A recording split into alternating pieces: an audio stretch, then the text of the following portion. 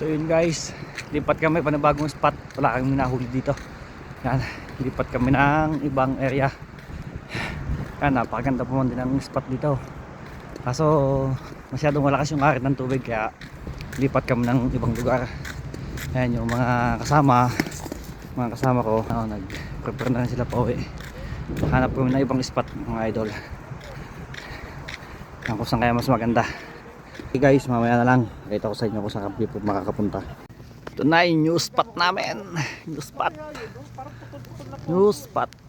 Dito kami ang new spot. Yan, banayad ang tubig. New spot.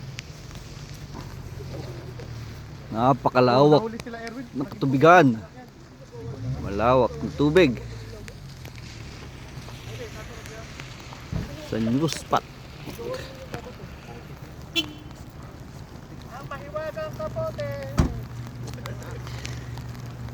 Yan, hahagis na kami dito, hahagis, no?